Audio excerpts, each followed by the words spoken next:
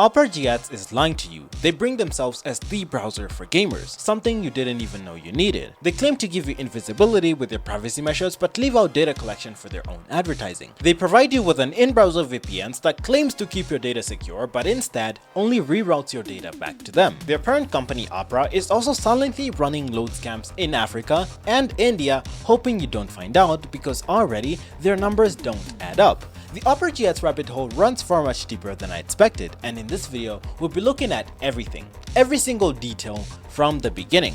If you're watching this video, then there's a chance you're on Opera right now. If that's the case, then you might want to see what they're doing because things get dark very quickly.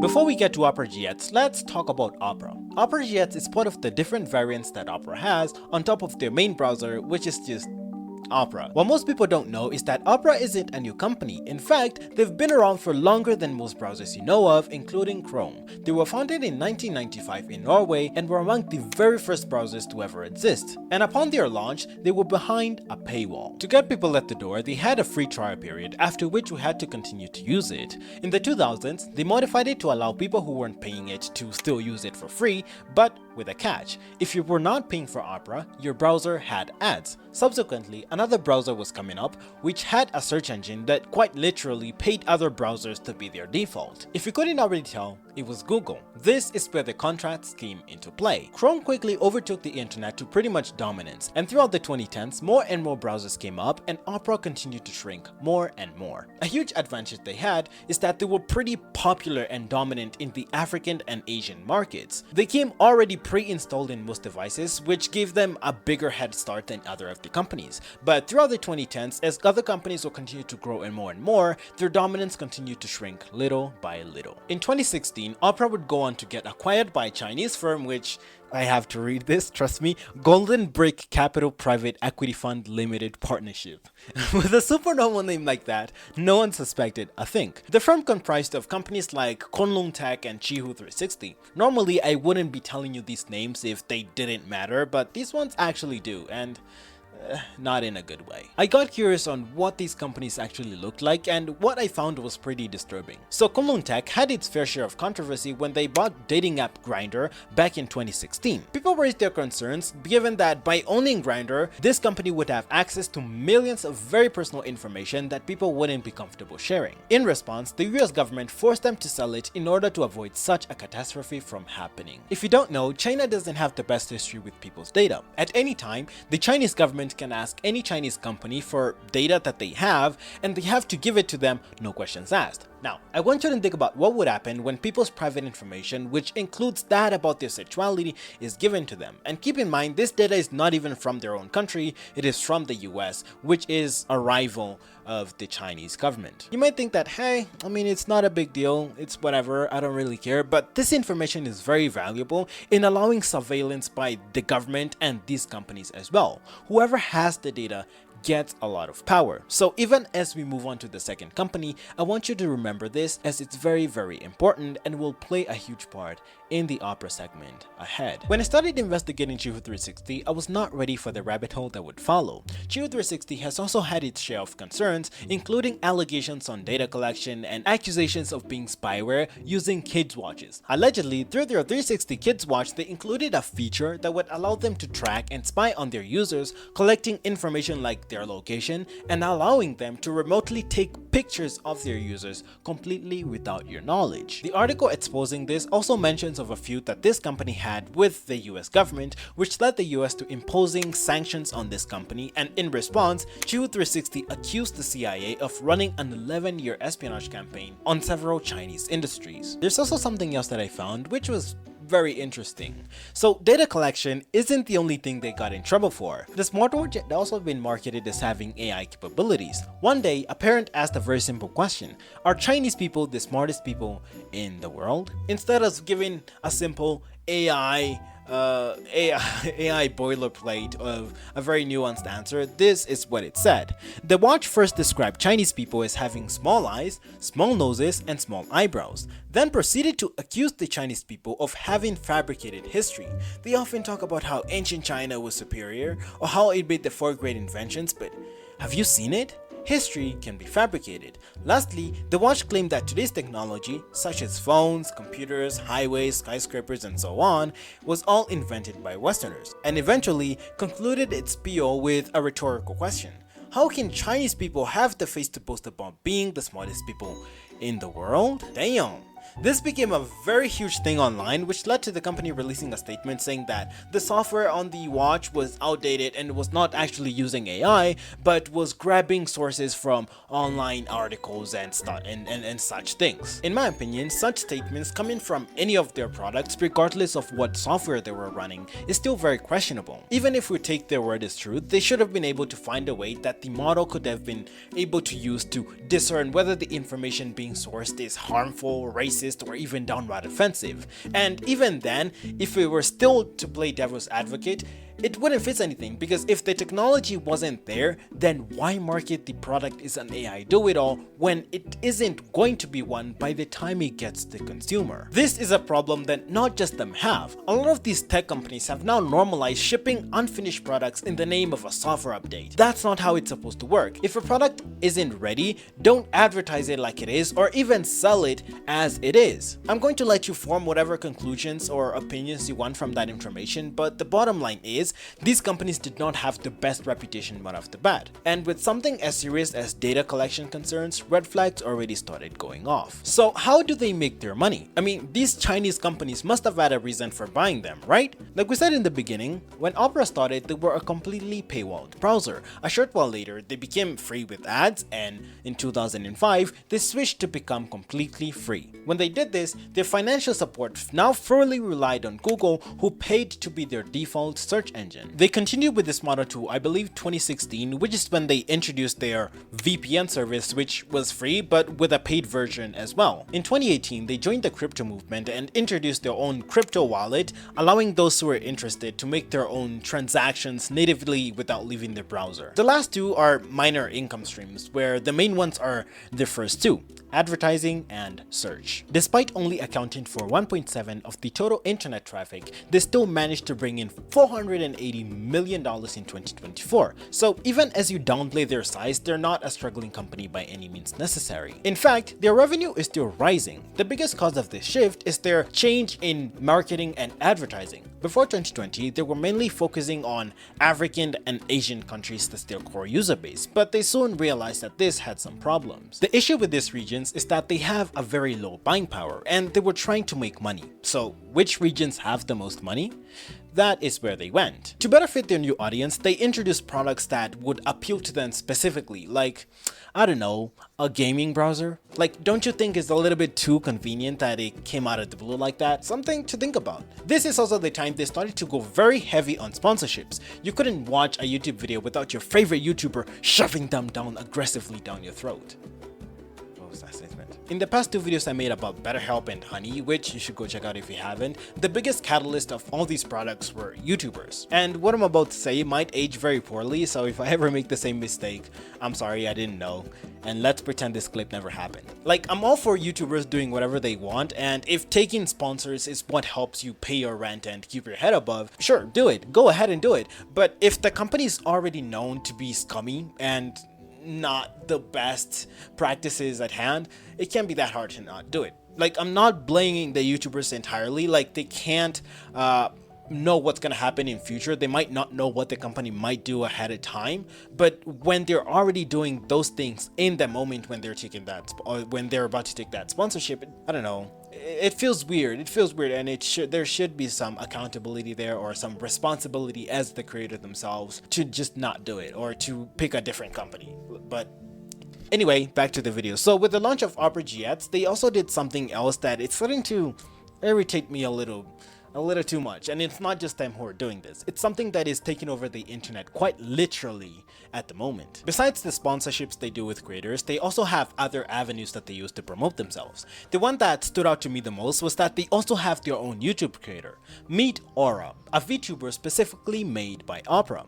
Surprisingly, They've managed to find her an audience with her amassing a subscriber count of over 100,000 subscribers. As cool as all that is, it isn't what I wanted to look at. My focus is somewhere entirely different. The biggest platform they have by far is their ads account, where they run a meme page. Believe me, there's nothing wrong with doing this, and even I followed them for a while, but more recently, this has been getting abused. Like, a lot. Take TikTok for example. It's starting to get a little bit annoying with just how many brands are on there trying to pass off as normal users. It was funny when Duolingo did it a while back, and even then it was kind of a little bit on the edge, but now everybody is doing it, and it's just annoying. These brands flood every single video, and I mean every single video on your For You page, making comments as if they were normal users. What most people don't see is that this is still a form of advertising. It's just not in your face as a dedicated post by them, but by them commenting on a video and getting to 100,000 likes,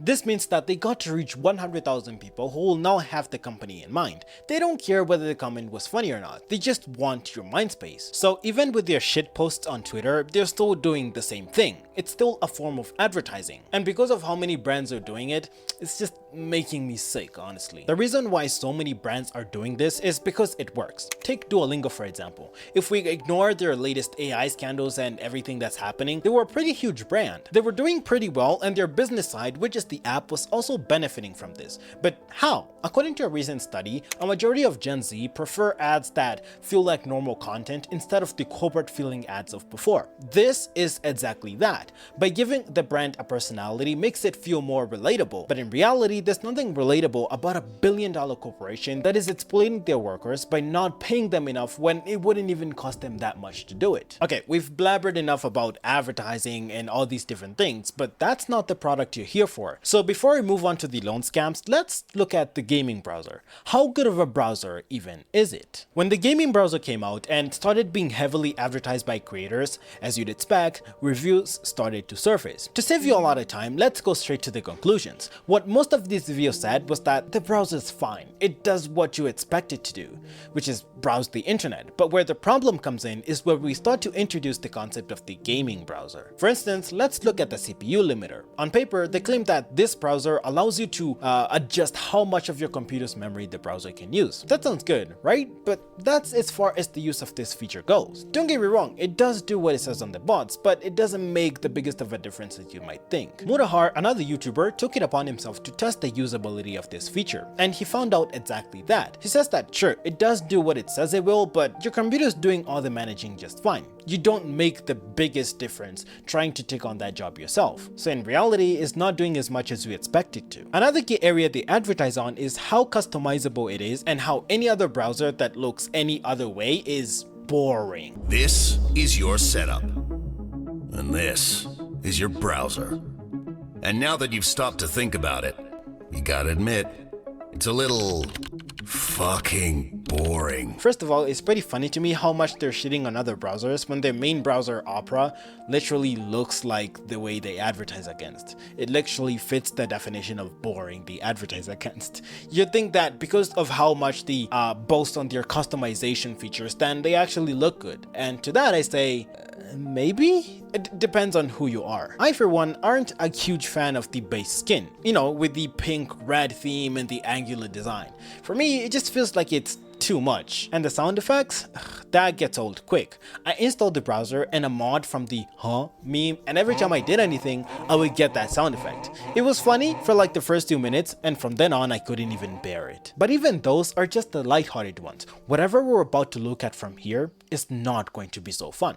So strap in as we look at the dark side behind Opera. I'm going to go on a run here, and this is just a conspiracy I have. For me, it seems very convenient that right after Golden Capital bought Opera, they saw it better fit to now target users in the Western countries. Like I said before, every time I see any Chinese company involved with anything like this, there's probably a lot of money to be made. Long story short, Opera is spying on you, and all that data is going to China. According to this YouTuber OzGamer, the way Opera got into the position they're in today, it wasn't through genuine or organic growth.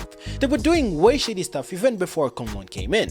or in this case, Golden Brick Capital Limited Investment Partnership or whatever the name was. In the mid-2010s, Opera would appear on multiple suspicious websites as ads for the download now button you see on sketchy websites, either pretending to be a media update, web browser update, or multiple other updates which they obviously weren't. The next huge red flag came when the Chinese companies got involved. It turns out part of the reason they were even getting bought was that they were dying. Chrome and other browsers had dominated the internet so much that they were stealing the user base that Opera had before. The Opera Group who own Opera are based in Norway, and Norway is in the EU. The EU is very well known for their heavy regulations they have on data safety, so if they were to do anything shady here, they'd get into big trouble. In China, that's not the case at all. According to their privacy policy, they say that other companies in the Opera Group that may have access to personal data act as data processors for Opera Norway. The fine clause in this that they fail to mention is that part of the companies who are involved in that structure is Kunlun Tech, who own a majority stake in Opera Limited, which is at the top of the structure. From the video I mentioned, the YouTuber checked and found out that on launch, Opera makes about 83 requests on their first run. I'm not going to sit here and pretend that I can explain what all those requests are doing, but the simple version is that part of the request that they make is one to grab your location. It's not that other browsers don't do this, but the thing with other browsers is that with them, they track a general location for business purposes and make it anonymized so that it can't be tied to you back specifically. But the thing with Opera, because they hold all their data themselves, they track everything from your city, zip code, and exact coordinates, including your latitude and longitude. If that doesn't bother you, I don't know what will. As I said a while ago, I made a video about BetterHelp where they were doing some similar data selling of their own. And from that video, I got comments from people saying that it's not a big deal since a lot of other companies do this. And with this video, I do agree. A lot of other companies do sell your data and stuff like that, but that doesn't mean that when you get the chance to speak up or do something about it, you should entirely give up. It's not possible to be entirely anonymous on the modern internet, but when you get the chance to do something about it or even speak against it, I think you should take it. But if you still don't care, well, that's fine then. The privacy rabbit hole goes even deeper, and this time we take a look at their VPNs. And speaking of VPNs, this video is sponsored by no one, although that would have been very funny. How a VPN works is that it reroutes your connection through a private service instead of directly from your ISP. With most VPNs, they have multiple servers in multiple places where they reroute your different traffic to, but with Opera, they reroute all your traffic to their headquarters in nowhere, where they were going to take all this data anyway. It's also not clear whether they encrypt that data coming from that place as well. When you listen to a lot of other people, they'll tell you that this is not so much of a VPN as it is a proxy. But again, Opera sticks to the VPN because it's what most people know and will subscribe to. At the end of 2024, it was reported that they have over 380 million users, with 20 million of those using OperaGX. So from what I've been saying, it might have looked like Opera is not that big of a company, but the numbers speak for themselves, and those numbers are not little. Speaking of numbers, something else happened after they went public. OperaGX was just one of their ventures. Since they already had reach in the African and Asian markets, it made sense to them to make use of that user base while they were at it. And what better way to do that than to make a loan platform, an all-in-one platform for short-term loans. Nothing to it, right? Instead of making just one platform, why not four? So we have Okash and Opesa for Kenya, Cashbean for India, and Opay for Nigeria. This is where all the shady stuff lies. They launched the app in Kenya in 2019, and in the first year, they made over $58 million, which proved to them how lucrative this business could be. The problem is, the short-term loan sector is very crowded and competitive. So yes, in the moment, it would work, but long-term, this was not going to scale at all. The Opera CEO knew this, having had another loan lending app in China called Qdian, which also, surprise surprise, was filled with lawsuits and controversies. Okash was also in violation of Google policy, which states that apps that offer short-term personal loans of 60 days or less are not allowed. And Opera advertised that all of their apps offer short-term loans of 7 days to 30 days. The most egregious parts was the insane rates that these loans carried, all which was hidden in the fine print. In the terms of service, they say that in case you're late to repay your loan, you'll be subjected to a rollover fee in the amount of 2% per day on the unpaid principal. 2% per day doesn't sound like much until you do the math and see how much this converts to in a year. which is over 700% interest rate. So what does this look like in practice? So let's take for example, let's say I just got a loan of 30 bucks. Not much, just 30 bucks. And I failed to pay within the designated time, and let's even assume I didn't pay anything within the first year. How much do you think I'd owe at the end of it? If we calculate using the same rates, the total amount that I end up owing at the end of the year is $240 from just 30 bucks. All this information was hidden from the users using different terms like 2% rollover fee per day, which doesn't sound like a lot, but in reality, it's actually pretty predatory. The allegations didn't stop there. They would also lie to their users. They'd lure you in with the bait of getting a $300 loan for 28 to 70 days, and then when you got the app, flip the script and give you a $30 loan for 2 weeks at an interest rate of 700%. This is not even mentioning that if you were late to repay the loan, even by 1 day, they would access your contacts and call your friends and family and harass them until the money was repaid. They would threaten your contacts and tell them that if they didn't convince you to pay, they would place the both of you on the national credit blacklist, and in order to avoid that, they would have to convince you to pay the loan or even help you pay the loan. It's also worth noting that most of the people taking up these loans in the African countries aren't making enough to begin with, hence why they're taking these loans in the first place. After knowing all this, you now have these companies coming in and exploiting this fact and keeping these people slaves with insane loans that they could never repay back in the name of helping people. The same research paper alleges and shows the financial misconduct that Opera did. They say that Opera had a troubling pattern of raising large amounts of money and then directing portions of it to entities owned or influenced by its CEO. Exhibit A. In 2018, Opera paid $9.5 million for Okash by acquiring a Hong Kong company called Tenspot Pesa Limited. According to Opera, they claimed they got it from Opay, a separate company partially owned by Opera. But when Hindenburg looked into Tenspot reports, he found that that wasn't the case. Instead, Tenspot Pesa Limited was actually 100% owned by Opera's CEO. You might think that he just acquired the company. There's no way. But no, Hindenburg actually found out that in every document that he found, Yahweh Zhou always owned the company. Things get worse when you realize that Okash, the supposed company that Opera was buying, Opera was already operating it. So in other words, Opera funded Tenspot, then paid $9.5 million for it in order to own Okash, which they were already operating.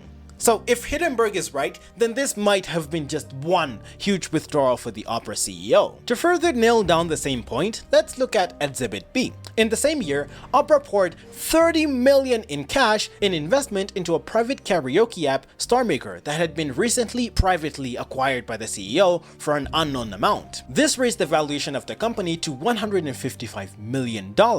So because the StarMaker is a private company, we don't know how well they're doing financially because most of their financial records aren't accessible. But when Hindenburg looked into it, he found a report from Opera which they'd gotten from StarMaker. And from that report, we learned that StarMaker hadn't even been doing well. In fact, they'd been actually generating losses. The deal made was also very timely. Here's why. It gets even fishier. So allegedly, StarMaker had gotten involved with the crypto startup, which was an attempt to tokenize their revenue model, allowing anyone to just invest in their company through the crypto world.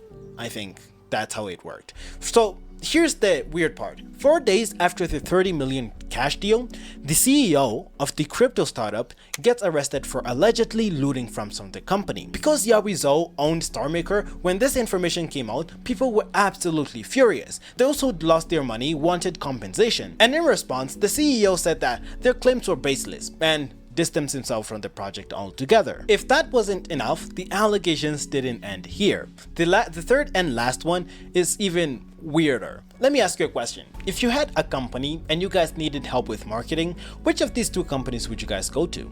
A marketing company, or B, an antivirus company? Maybe the answer wasn't as clear for Opera, because in 2016, they poured $31 million into 360 Mobile Security, an antivirus app maker. You've probably already caught on, but just in case you still haven't, this was another of Zhou's companies. But maybe we're being too harsh. Maybe they secretly did do marketing services. What was that? They didn't? Oh, it was just for Opera then. Which makes sense.